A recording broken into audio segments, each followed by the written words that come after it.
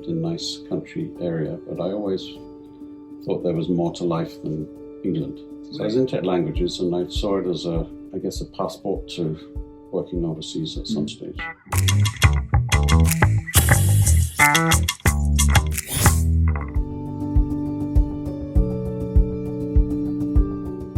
I want to thank you for taking the time to come here this morning. We've been neighbors for how many years now? How long have you lived Quite a few years, 3 years, 4 years. Well, it's not just this, it's a couple of years. I thought you'd been over here longer.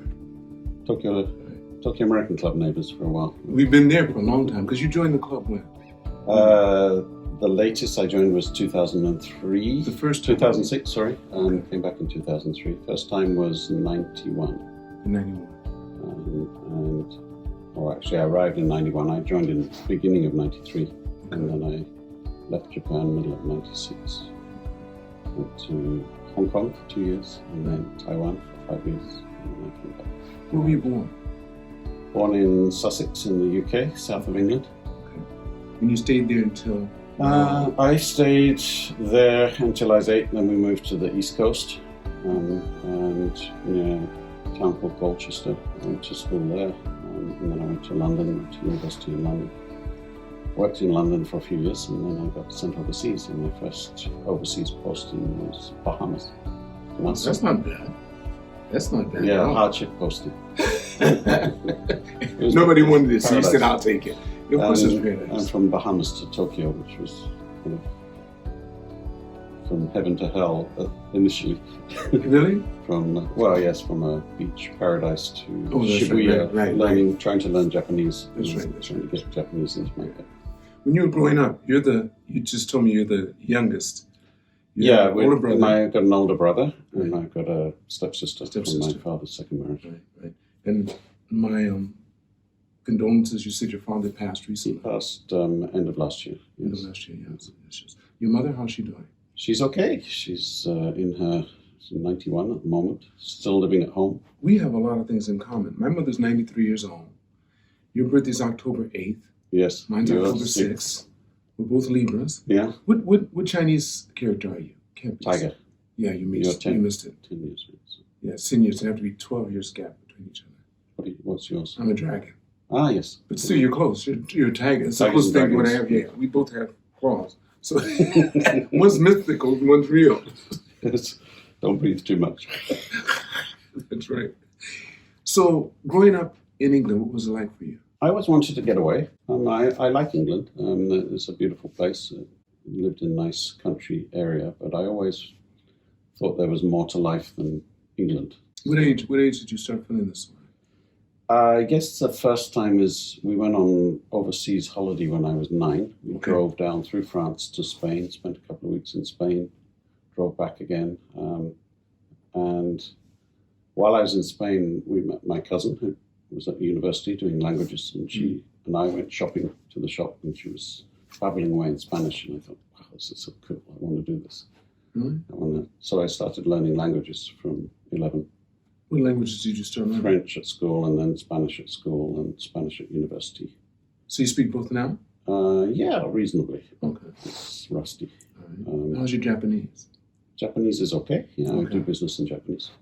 I came here and did the executive training program, which was sponsored by the European Union. So a year full-time language, 6 months as an intern. Okay.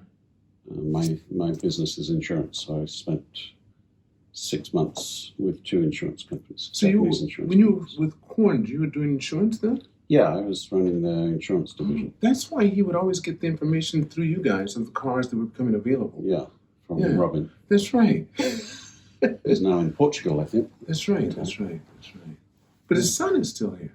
I think his son's here. His son's in London. It was his daughter, I don't know, his son's in England, right?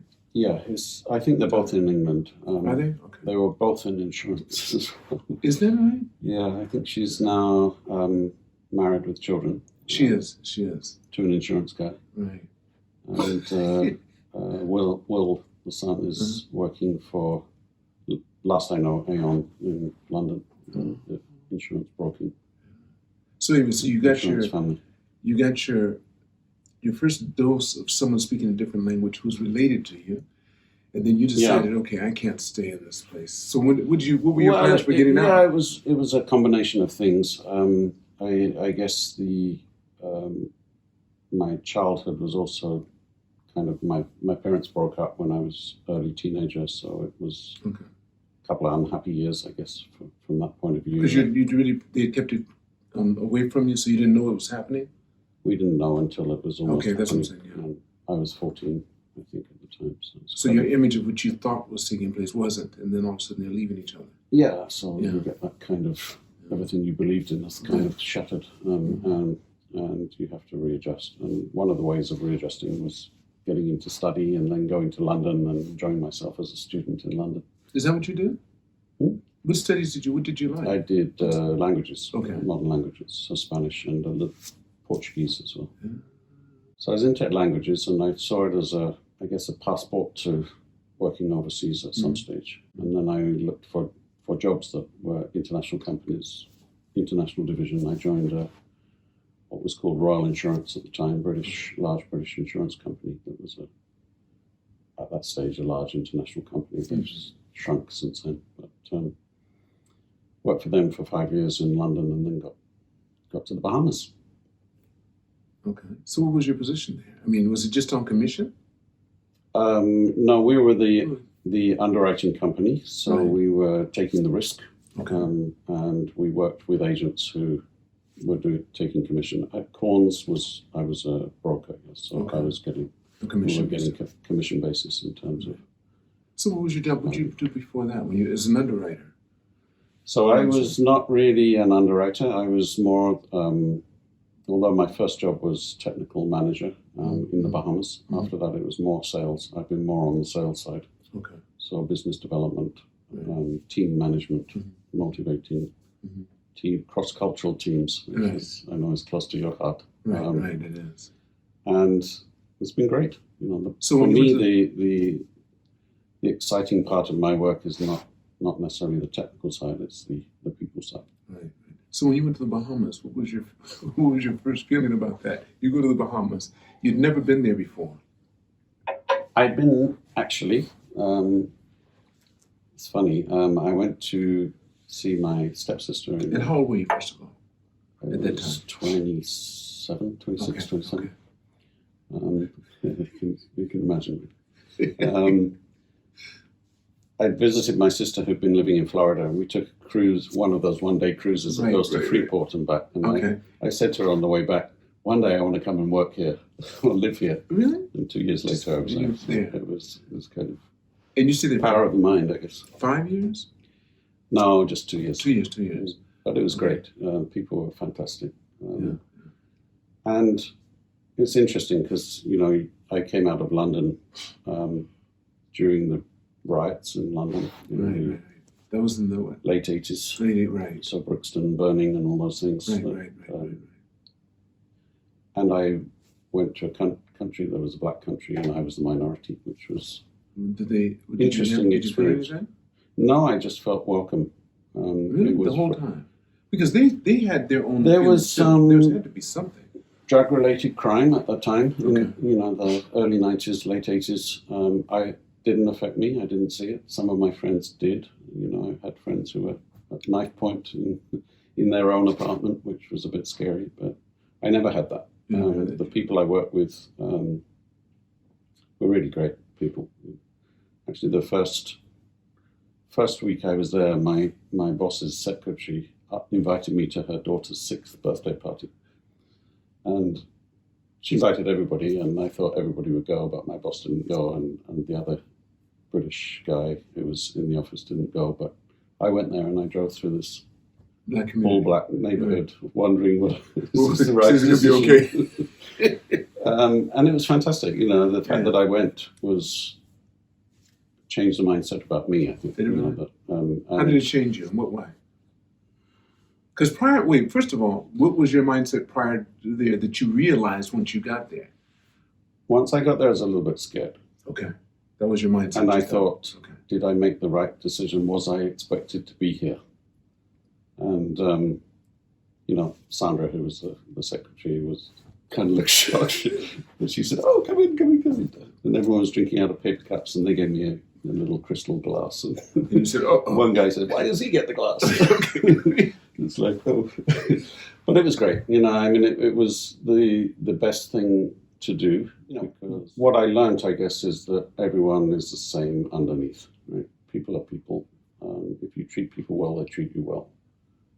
If you respect people, they respect you. A lot of, as we were talking about earlier, a lot of prejudice just comes out of fear or fear of the unknown. You don't know, and therefore you read or you hear stories and you get scared. But actually open up and trust people, and they tend to do the same to you 99 times out of 100. It helped me, I think, just in trying to change my mindset in terms of not thinking I'm always, what happens in Britain is always right. In fact, it probably made me more critical because it started to say, here's a community where I can be part of. Actually, when I left, most of my friends were Black Bahamians. I didn't get on as well with the white community because there are a lot of old colonial guys. There's just keeping a smaller group, yes. And it was just fun. I had a great time, made some really good friends, some of whom I'm still in contact with now. This is, 40 years on, almost 35 years on. And it helped me, I think, when I came here, because then... Because you left there and then you came here. I came directly from Bahamas to Tokyo. How did that happen? Did you put in for that? Did you put in for that? Did you say, okay, now I want to try something different? My HR department in the company told me about this opportunity. They were looking for somebody who'd done a few years junior management role who might be interested in working in Japan. But the manager who'd been in Japan, who had been a language graduate, found it really tough to just try to learn Japanese by 2 hours a week, as a lot of people do. And then the European training program was up and running and becoming successful at that stage. And he wanted someone to go on that. So I was asked if I would apply, and I thought, probably not the right thing to say no. Right. Although I'm having fun in the Bahamas and could stay here the rest of my life. It was exciting. I'd always been interested in Asia. I'd actually thought about studying Chinese at university, but ended up doing Spanish in London. So it was a chance to come to Asia. And you came here at the age of 29, right? Yeah, I was 29 when I arrived. Yeah. And you were done right in the middle of Shibuya, you said? The school was in Dogenzaka. Dogenzaka, yes. Yeah. Right on the street, but it's right in the middle of the street. So you can imagine, right? I used to drive along the Caribbean coast. You're 109 right there. And then it was like suddenly on packed subway. One day I missed Shibuya and went too far to Kijubi and came back on the train. And it's like, taller than But the nice thing is you had the height. Why did I leave Nassau? But you had the height. That's one thing. So you had to feel good about that. Yeah, at that stage. But now everyone's as tall as us. Isn't that something? We came here at a good time. It gave you a different type of confidence. You just really felt like, look, I can do this. I remember one of the German guys who was on the executive training program, who was probably about 5'5". He gave a speech once. He said, "I came to Japan so I could look my business partner in the eye." So all the other Germans always sure. Yeah. Be sure. But it's changed. I mean, all the young guys are here, 6 foot tall at least. Aren't they? You could really, I notice the most when I'm on the train. Because I remember being able to have a clear sight all the way down the train. It was hard to see one or two people that were maybe your height. Now, you can't see past the person next to you. It's really different. Changed. It really has. So what was it like for you when you first came here? I mean, you had that culture shock from the Bahamas and all the sunshine. Yeah, I found it tough for the first, it was fun it was good and bad, I'd say. I was with a group of 30 Europeans who were going through the same process of trying to adjust to Japan, trying to learn the language, which probably is one of the most difficult languages. You only had to do that, or did you have to work at the same time? No, it was full-time. Full-time study. So we did 6 hours a day plus 2 hours homework. And you had to come back. If you didn't make it. We all went through the program, I think, nobody dropped off, but we Okay. got different grades at the end. Right, but, right. And then it was, we got through the first year of language, and I thought, okay, now I speak Japanese. And then my first day as an intern in an insurance company, I didn't understand a thing because they use Of different, course, it's different right. business Right. language, right? Right. So it was like,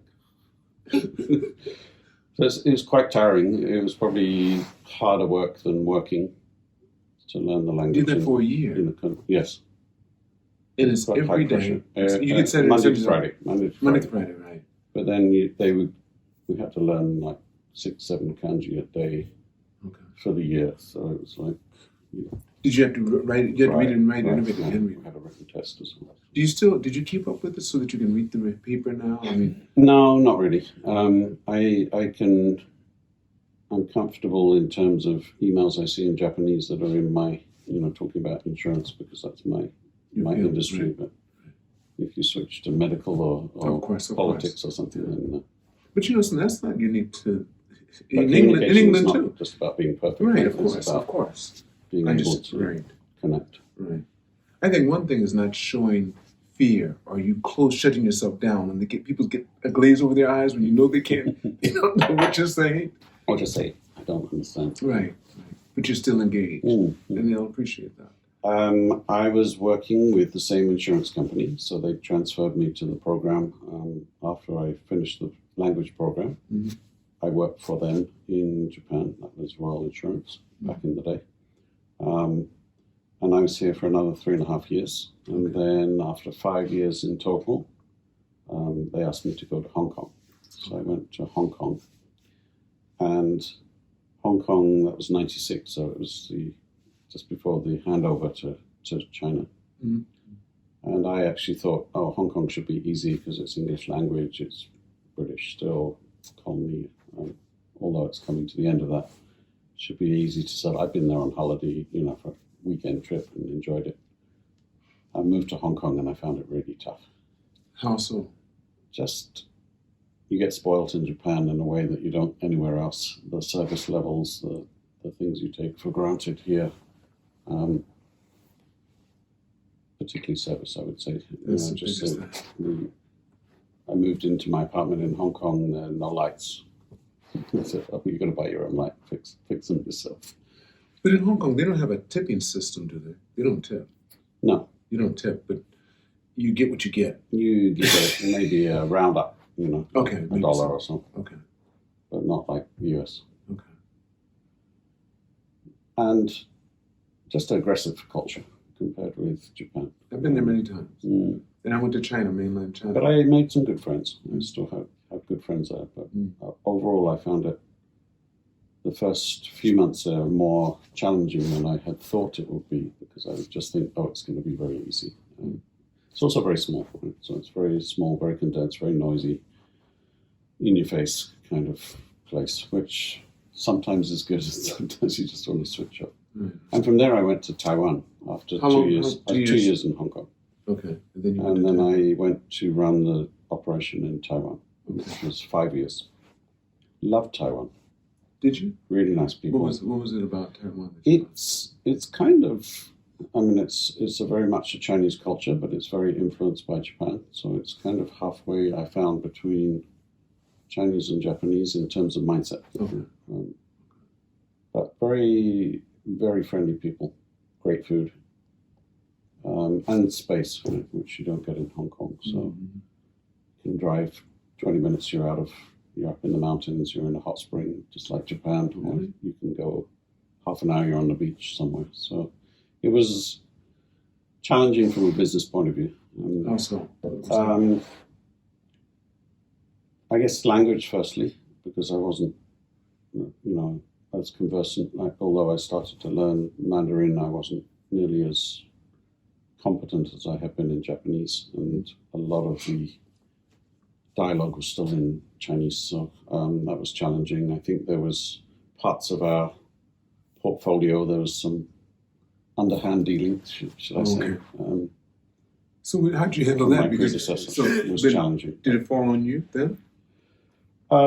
Yeah, I had to clean it up, which I did. We had to say goodbye to some of our business partners. Okay. and turned it around. But then we had earthquake in '99, which was big.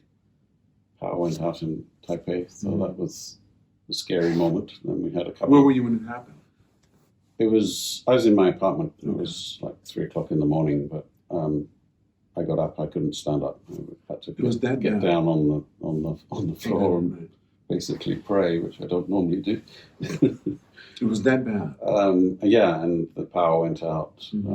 Phones went out, and I've never seen a city so black. It was the first few weeks after that. You go out at night. The moon was brilliant. It was just before the September full moon, the harvest moon, and the moon came out 2 days later, and you could just think, well, nature can be so. That's right. You could walk around at night. Brutal or beautiful, depending on where you are.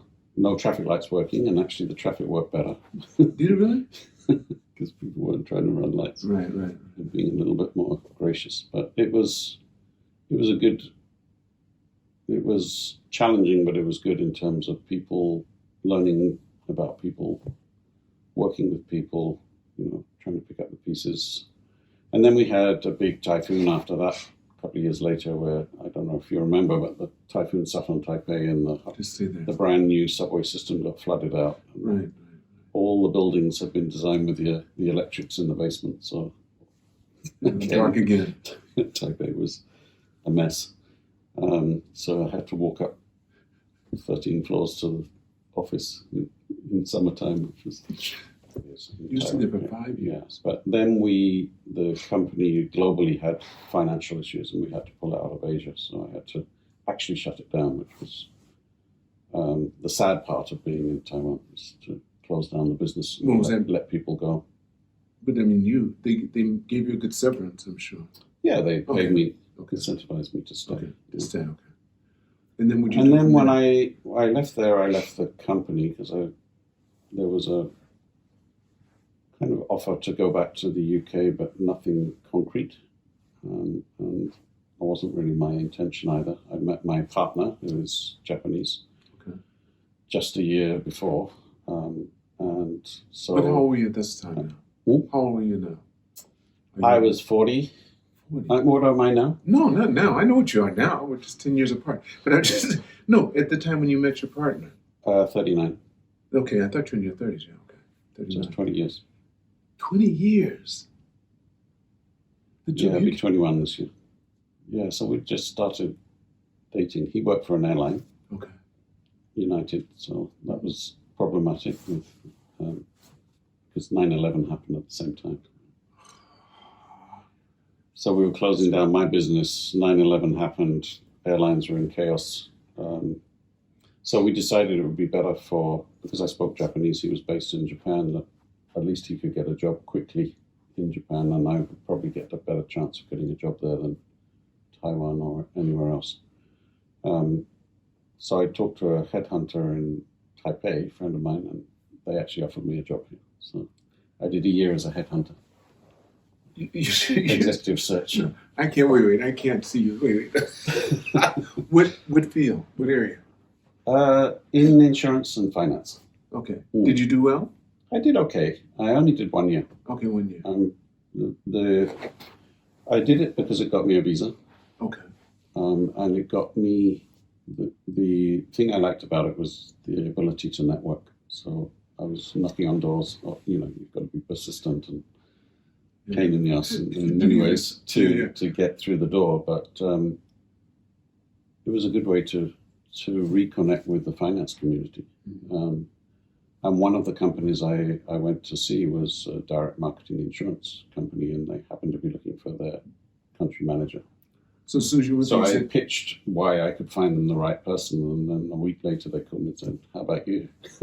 Why don't you come to us?" But why would they do that unless they knew your background? You told them. They know my background because I told them this is my experience, and that's why I think I can find you the right person because I know what you're looking for. I've done direct marketing in Taiwan. I've done some in Hong Kong. Right. And the CEO who I'd met the week before, who was still in Japan, he's Australian, called me up and said, "Are you interested to be in this position?" You said, "Yep." Let's talk. So I did that. I did that for a couple of years, and then I reconnected with Robin Maynard, who you Yes, know. I know very well. Corns. Taught us both of his kids, yeah. He and I had worked together when I was first here, when I was running the insurance division for brokers, and he was a client we'd not done any business with. He'd moved from Sedgwick to Corns, set up the insurance side. And he said, would you be interested to work for me and take over from me when I retire? So, that's how you took over. That's how I knew. Yeah, that's how you knew him, and you took over when he did. We overlapped for 2 or 3 years, and then he retired. And you took over. And we brought another guy who'd worked with him previously back from Australia, Simon. Oh, so that's right. Simon ended up taking over. That's right. You're right. Small world. Wow, isn't it? Where did we go? So you end up working for Robert. You end up taking over the position for Corns. Yeah, and then did you like that? Did you ever get yourself a roles or anything in Corns area? Have you driven all of them? I drove. My company car was Maserati. Is that right? Did you like a nice it? car, quadruple. Was it? Yeah. Well, the Maseratis are known for their interior. Mm. The interiors are beautiful, but the Better now. Better now. I know they were owned by Fiat. No, those bad boys. They were worse than Jaguars. Ferrari engine. I know. But Ferrari didn't give them their best. they weren't going to make them compete with them. They couldn't. Not always reliable, but they were a pleasure to drive. I know the sound, and now they have that artificial driving thing. Inside a Prada bag. Yeah, right. That's what you. That's right. The stitching was beautiful. Yeah, I had the sport version of the Maserati. And you had the convertible, didn't you? No, it wasn't convertible, but it had the sports decor, if you'd like. Very beautiful. So then from there, when you left Corn, I was driving it during the earthquake here, and I felt guilty because you remember right after the earthquake, you could only get 2,000 yen of petrol a day when you went to the garage for the first couple of weeks because of the shortage of fuel. Right? So I had to go every day, and it's like going back again. My car was completely empty after I got back from the earthquake. So yeah, I worked there 5 years, and then I got an offer to join AIG, American company. Working for who? Kinnock? Don Kinnock? No. It would have been Bob Noddin. Bob Noddin, okay. Yeah. You mean the building right above Boeing? Or below Boeing? I think Boeing was up on the top. But that's AIG building. There's AIG in Kamiacho. Yeah, that's but I was actually in Marunouchi. Oh, Marunouchi, okay. In Marunouchi Trust Tower on the other side, on Yaisu's side. Okay. Running corporate sales. So you had all these good positions, my goodness. So how long did you do that? 5 years. 5 years. And then? And then now I work for Swiss Re. I'm the head of the Swiss Re Insurance Group. Big Swiss, one of the 2 largest reinsurance groups in the world. Okay. But I work for their direct-to-client subsidiary, which is called Corporate Solutions. So what do you do? So we're selling corporate solution insurance to corporate clients. And how's that going? Very well. Growing quickly. We do a lot of earthquake and natural catastrophe type specialist covers, which a lot of companies don't like to do. But it's a kind of unique value proposition. So it's good for us, as long as we don't have a big earthquake. That's pretty good. But it's exciting. People are very good, very smart. We're building the brand. It's taken a while. We've only been here 10 years as a direct insurance company. So the last 5 years was really about getting our market presence known a little bit better. It's exciting. Small team, 33 people. You're the head of it? We have a reinsurance division, which is run by somebody else, and we have the corporate solutions direct to client. How many years have you been doing? 5 and end of this month. 5 years? Yeah. How long do you think you'll continue to be with them? As long as they want me. Okay. That's a good thing to say. Our retirement age is 65, so is it? I've got another 5 years if I wanted. But yeah, so far so good. Good company, good people. Been a bit challenging, obviously, through COVID because in many ways we were already before COVID we were encouraging work from home, So everybody has their laptop, which Before plugs COVID. into a screen. Yes. Why are we doing So- that? Because we were trying to encourage more work-life balance, so it was easier for people with kids or with Gotcha. aging parents that, if they needed to take time off, they didn't have to take holiday. They could actually just base themselves at home, do whatever they needed to do, and then work flexibly, right? So the group has been like that, encouraging that for several years, and it was harder to get it to happen in Japan because people are used to coming to the It's office. happened now. Well, it happened, I would say, probably 2 years before COVID kicked in. We started pushing it. I started with taking 1 day a week working from home, because if I didn't do it, no one else would do it. And then gradually it would trickle down. And then I got to the stage where I was most weeks doing 2 weeks at home, two days at home per week. And then all of my managers were starting to do 1 or 2 days, and then other people started to do it. And then COVID happened. So we were actually in a really well prepared to work remotely. It just happened to work just right At a time where a lot of the challenge for us was our customers couldn't work remotely. A lot of the agents, bank agents and others had to be in the office, and therefore, they were restricted in the number of people who could go in, and we had to try and connect in different ways because physical connection was difficult. So we do a lot of seminars and online training and regenerated website to get information out. And that's worked. We've come through it quite well. It's continued to grow, continued to stay profitable. That's good. Paul, how would you like to end this podcast? How would I like to? Any words of wisdom you'd like to Glass leave of us with? champagne? Anything? Huh? Glass of champagne? Okay, so that would work. Bing, bing. I could do a podcast like that. No, I mean, firstly, I'd like to thank you. I know you're doing a lot of these. Was it close to 200? You're 120, you're 127. 127. Yes. Ambition to do 200. I want to do 4,000. 4,000. I do. I mean, I figure it'd keep me going for a while. That's all the members. Yeah, that would be. Yeah. Well, actually, we're up to 6,000 members. I was told by the general manager who was on the podcast a couple back. Darren said, I think it's a great opportunity because we tend to gravitate towards the people we know in the club, and so if we see people we know, we say hello, we go chat to them. But there's a lot of people who don't know me. Some people may not know you anymore because you're not in that role that you were in 10 years ago. And I think it's just to show the human side of who we are, and that we're not just there for the business, we're there for the networking, the people, staff, employees of Tokyo American Club, really nice people.